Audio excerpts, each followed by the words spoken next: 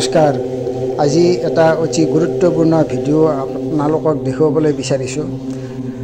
এই ভিডিঅ'টোৰ কিন্তু শেষলৈ দেখিব তেতিয়াহে ইয়াৰ পৰা সম্পূৰ্ণ গুণাগুণ বা উপকাৰীখিনি আপোনালোকে অনুভৱ কৰিব পাৰিব বুজিব পাৰিব এই যি কাপটোত সেউজীয়া ৰঙৰ চাহখিনি দেখিছে এইটো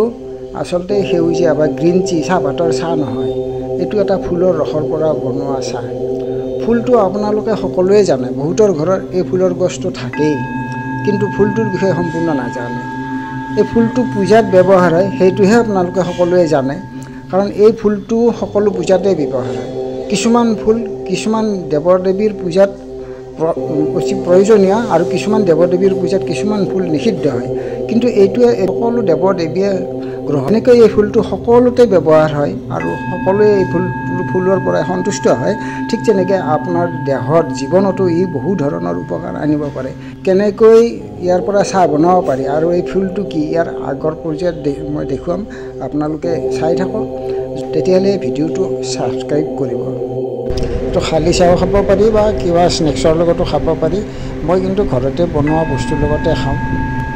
আহক এতিয়া আপোনাক এই ফুলবিধৰ বিষয়ে পৰিচয় কৰাই দিওঁ ই সকলোৰে পৰিচিত এই ফুলৰ নাম হয় অপৰাজিতা ফুল ই সকলো দেৱদেৱীৰ পূজাতে